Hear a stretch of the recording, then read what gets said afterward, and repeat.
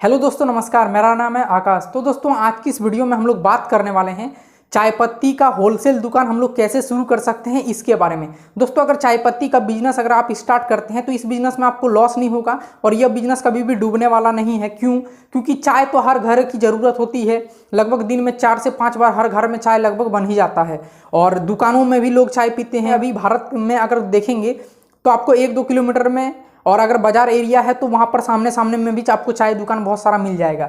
यानी कि चाय का खपत डेली बहुत ज़्यादा होता है। ठीक है, तो अगर आप चाय का दुकान स्टार्ट करते हैं या फिर चाय का टपरी स्टार्ट करते हैं या फिर इसका होलसेल बिजनेस करते हैं, कुछ भी मतलब आप करते हो, तो इस बिजनेस में आपको लॉस नहीं होगा, आपको बल्कि फायदा ही होगा। बहुत सारे मार्केट में नया नया खाद्य पदार्थ आते रहता है लेकिन कुछ समय तक ही चल पाता है। लेकिन चाय जो है ये 18वीं सदी से भारत में है और अभी भी चल ही रहा है और यह लगातार चलता ही रहेगा क्योंकि एक आदत बन गया है लोगों को। ठीक है, तो अगर आप चाय का होलसेल बिजनेस स्टार्ट करना चाहते हैं तो इस वीडियो को अंत तक जरूर देखें। मैं आपको बताऊंगा कि आप एक कुर्सी में मात्र बैठे बैठे इस बिजनेस को कैसे कर सकते हैं। आपको कुछ नहीं करना है, बस एक दुकान डाल के बैठना है और बाकी बात सारा हिसाब किताब आपको देखना है, बाकी सारा काम होता रहेगा। तो कैसे होगा, फुल प्रूफ प्लान मैं आपको इस वीडियो में बताने वाला हूं। तो अगर इस वीडियो को अंत तक आप देखते हैं तो आपको हर एक चीज का नॉलेज हो जाएगा कि आप इस बिजनेस को होलसेल में कैसे कर सकते हैं, चाय पत्ती का बिजनेस को, वो भी एक दुकान डाल के मात्र। तो चलिए दोस्तों, शुरू करते हैं वीडियो को। उससे पहले अगर आप हमारे यूट्यूब चैनल पर नए नए आए हैं तो प्लीज़ चैनल को सब्सक्राइब कर लीजिएगा क्योंकि इसी तरह के और भी वीडियोस यहाँ पर आपको मिलते रहेंगे। वैसे हम लोग इस वीडियो में जानने वाले हैं कि चाय पत्ती का होलसेल का दुकान हम लोग कैसे शुरू करेंगे, उसका लोकेशन कहाँ पर रखना चाहिए, उसके लिए क्या कोई लाइसेंस लगता है और क्या क्या सामान चाहिए हम लोग को इस दुकान को स्टार्ट करने के लिए, इससे कितनी कमाई होगी और इसमें इन्वेस्टमेंट कितना लगेगा, हर एक चीज़ मैं इस वीडियो में आपको बताने वाला हूं। तो वीडियो को अंत तक जरूर देखें और मैं कुछ एक्स्ट्रा टिप्स भी आपको दूंगा जिससे आपको इस बिजनेस में लाभ ही लाभ होगा, हानि की ओर आप बिल्कुल भी नहीं बढ़िएगा। तो चलिए वीडियो को शुरू करते हैं। तो दोस्तों, सारा कुछ मैंने इस कॉपी में लिख लिया है ताकि कुछ भी मिस ना हो, आपको पूरी डिटेल में जानकारी पहुंचे। ठीक है, तो देखिए, सबसे पहला हम लोग को काम क्या करना है कि मार्केट में एक दुकान लेना है। ठीक है, अब दुकान मार्केट में लेंगे तो ज़्यादा अच्छा रहेगा या फिर कहीं भी भीड़ भाड़ वाली जगह हो जहाँ पर बहुत सारी दुकानें हो, किराना दुकान और भी बहुत सारी दुकानें, तो वहाँ पर आप स्टार्ट कर सकते हैं। और देखिएगा कि आपकी शहर की या फिर कहीं ऐसा जगह में आपको दुकान खोलना है जहाँ पर लोगों की आबादी थोड़ा सा ज़्यादा हो। ऐसा नहीं, अगर इस बिजनेस को आप एकदम रूरल एरिया में शुरू करते हैं तो फिर वहाँ चलने का कोई चांस ही नहीं है। ठीक है, इसलिए आपको मार्केट देख के शुरू करना है। तो ये हो गई लोकेशन की बात। अब पॉइंट नंबर 2, इसमें आपको करना क्या है कि जहाँ भी आपने लोकेशन देखा है, मान लीजिए कि आपने इस 1 किलोमीटर के एरिया में आपने सोचा है कि यहाँ पर दुकान खोलना है, तो वहाँ पर क्या करना, आपको एक रूम लेना है। रूम करीब आपका 200 स्क्वायर फीट का हो तो अच्छा है क्योंकि आपको माल स्टॉक में भी रखना है और काउंटर ये सब भी लगाना है, इसलिए 200 स्क्वायर फीट कम से कम आपके पास जमीन या फिर जगह होना चाहिए, उस रूम में स्पेस होना चाहिए। ठीक है, और रूम किराए पर लेते समय आपको एग्रीमेंट भी बनवा लेना है उसका। ठीक है, अगर एग्रीमेंट बनवा लेते हैं तो आप पूरी तरह से सिक्योर हो जाते हैं। जितने दिन का भी आप एग्रीमेंट करवाते हैं उतने दिन तक आप वहाँ पर दिल खोल के बिजनेस कर सकते हैं, आपको कोई भी दिक्कत नहीं होगा।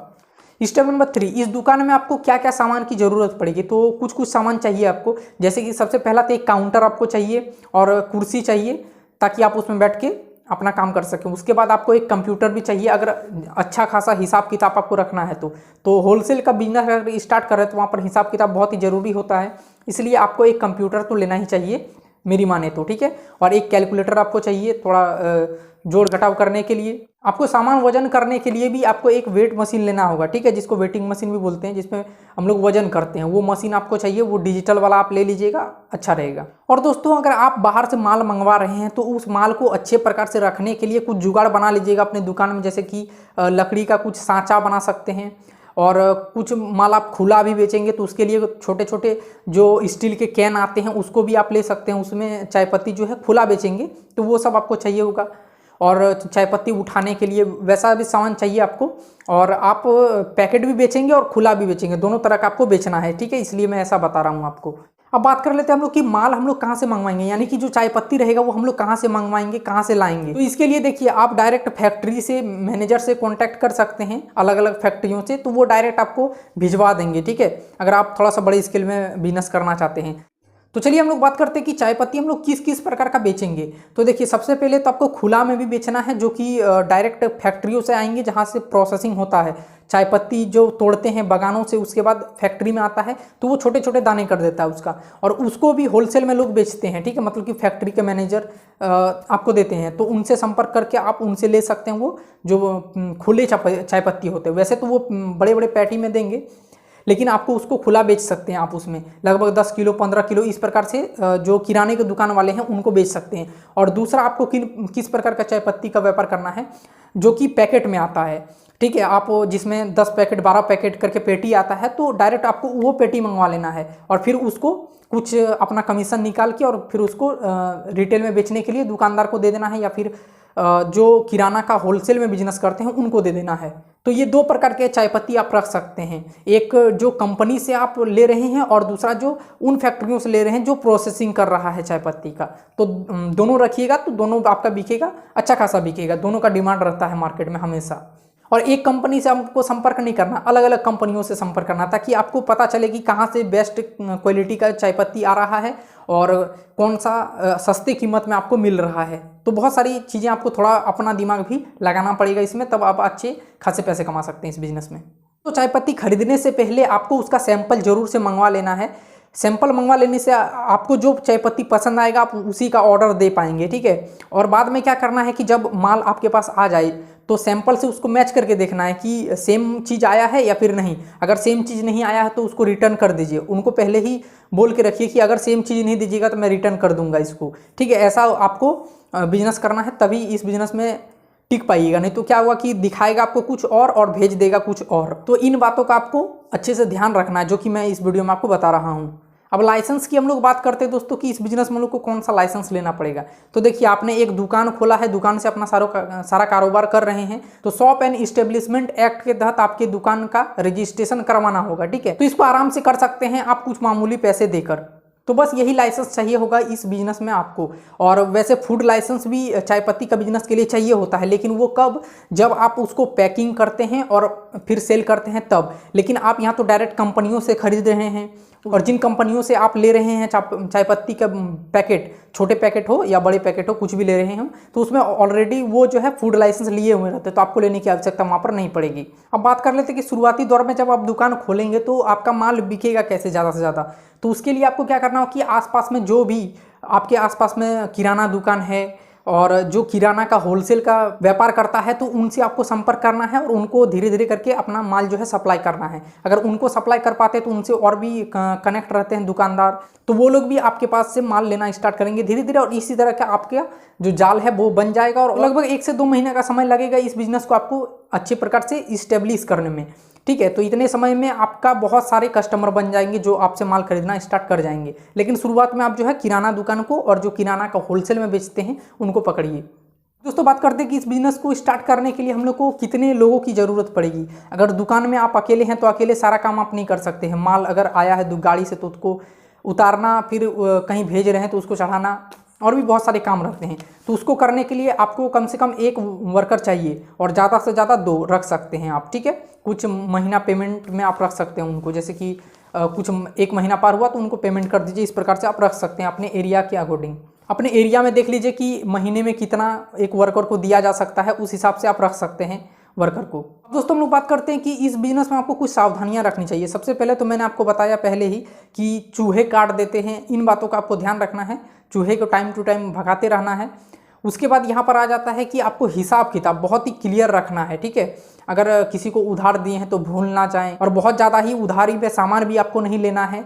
तो इन चीज़ों से आपको बचना है। ठीक है, अगर क्लियर पेमेंट हो पाए तो वो ज़्यादा अच्छा रहेगा, और हिसाब किताब बराबर रखिएगा कि कितना माल इस महीना आया, मेरा कितना सेल हुआ, ये सब का टोटल हिसाब किताब रखिएगा। तो आगे भी बिजनेस करने में आपको सुविधा होगा, आप उस चीज़ को एनालिसिस करके आगे बिजनेस कर सकते हैं। अब दोस्तों जानते हैं कि इस बिजनेस में हम लोग को इन्वेस्टमेंट कितना करना पड़ेगा, अगर कम से कम की बात करें तो देखिए ऐसे तो एरिया के मुताबिक होता है कि आपका एरिया में किस प्रकार, आपके एरिया में किस प्रकार के चीज़ें हो रही हैं, आपके एरिया में किस प्रकार का रूम मिल रहा है, तो ये बहुत सारी चीज़ें हैं। लेकिन मैं आपको यहाँ पर एक एग्जाम्पल दे सकता हूँ। तो देखिए मान लीजिए कि आपका 15,000 लगा आपको रूम लेने में, ठीक है। एक अगर रूम लेते हैं 200 स्क्वायर फीट का, आपको 15,000 लगा। फिर अगर उसमें आप सामान भरते हैं जैसे कि कंप्यूटर हो गया, काउंटर हो गया, और भी छोटे मोटे जो सामान रहते हैं वो सब लेने के लिए आपको कम से कम 50,000 अपने पास रखना चाहिए। और कम से कम 1 लाख का तो आप उसमें माल भरिएगा, जो चाय पत्ती आप मंगवाइएगा वो कम से कम 1 लाख का अपने भरिएगा, तो वो फिर होलसेल का कहलाएगा ही नहीं किसी तरह से, ठीक है। और आप अगर 2 वर्कर रखते हैं तो 10-10 हज़ार करके, मेरे इधर जितना है उस हिसाब से मैं बता रहा हूँ आपको, ठीक है। 10-10 हज़ार करके 20,000 रुपये, तो टोटल करीब 1,80,000 रुपये होते हैं, ठीक है। थोड़ा तो अलग अलग एरिया में अलग अलग इन्वेस्टमेंट लग सकता है, आपके मुताबिक भी है कि आप कितने का माल ले रहे हैं, कैसा वर्कर ले रहे हैं, कहाँ रूम ले रहे हैं, बहुत सारी चीज़ें हैं। तो मैंने एक एग्जाम्पल आपको दिया कि लगभग आपको 1.5 लाख से 2 लाख के करीब बीच में आप इस बिज़नेस को स्टार्ट कर सकते हैं, आपका हो जाएगा। दोस्तों अब हम लोग बात कर लेते हैं कि इस बिज़नेस में हम लोग का कमाई कितना होगा। तो देखिए अगर डेली आप 200 किलो चाय पत्ती बेच पाते हैं, चाहे वो पैकेट वाला चाय पत्ती आप बेच रहे हो या फिर आप खुले में चाय पत्ती बेच रहे हो, बड़े बड़े पैकेट होलसेल में, ठीक है, दुकानदारों को, तो मान लेते हैं कि 200 किलो ही आप व्यापार कर पाते हैं कम से कम, ठीक है। वैसे अगर होलसेल में देखा जाए तो इससे ज़्यादा ही व्यापार होता है, 500 किलो 600 किलो डेली का। लेकिन अगर हम लोग कम से कम भी 200 किलो बात करें और उसमें आप 1 किलो पर मान लेते हैं कि 30 रुपये कमा रहे हैं, ठीक है, एग्जाम्पल के तौर पर मैं आपको बता रहा हूँ, तो 200 किलो में आपको इनकम हो रहा है 6,000 रुपये, ठीक है। आप अगर 200 किलो चाय पत्ती बेच पाते हैं एक दिन में तो आपको 6,000 रुपये एक दिन का बचत होता है। और महीने का अगर देखा जाए तो 1,80,000 के करीब हम लोग इसमें कमा रहे हैं, ठीक है। अगर डेली का 6,000 कमा रहे तो महीने में 1,80,000। तो देखिए आपने लगाया था, इन्वेस्ट कितना किया था इसमें, 1,80,000 इन्वेस्ट किया था और उतना आपका पूरा निकल गया इस बिजनेस से। हो सकता है आप इससे थोड़ा ज़्यादा भी कमा पाएँ, थोड़ा कम भी कमा पाएँ, ठीक है। आप जैसा बेच रहे हैं, आप जैसा बिजनेस शुरू कर रहे हैं उस हिसाब से ये होता है। लेकिन यहाँ पर आपका फर्स्ट महीना में आपका जितना भी इन्वेस्ट किए थे आप सारा निकल गया, और इसमें आपको बहुत सारा माल भी बच जाएगा जो कि आप अगले महीने बेच के और भी बहुत सारे पैसे कमा सकते हैं।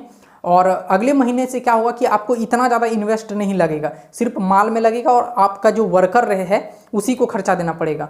तो बस यही 2 चीज़ में आपको लगेगा, बाकी का जितना पैसा होता है वो पूरी आपको दूसरे महीने से बचना स्टार्ट हो जाएगा और काफ़ी ज़्यादा बचेगा, ठीक है दोस्तों। तो अपनी दिमाग से भी आप थोड़ा सा आइडिया लगाइए और अपने हिसाब से भी थोड़ा सा इस बिज़नेस को स्टार्ट करने की कोशिश करिए, तो अच्छा खासा इस पर पैसा है, कभी ये बिज़नेस डूबने वाला नहीं है, ठीक है। और जो मैंने आपको बताया उन चीज़ों को आपको गौर से देखना है, फॉलो करना है, तभी आप इस बिज़नेस में अच्छे से काम कर सकते हैं, ठीक है दोस्तों। उम्मीद करता हूँ ये वीडियो आपको पसंद आया। अगर पसंद आया तो इसी तरह के और भी वीडियोस देखने के लिए हमारे चैनल को सब्सक्राइब कर लीजिए, जो कि एकदम फ्री है, आप कर सकते हैं।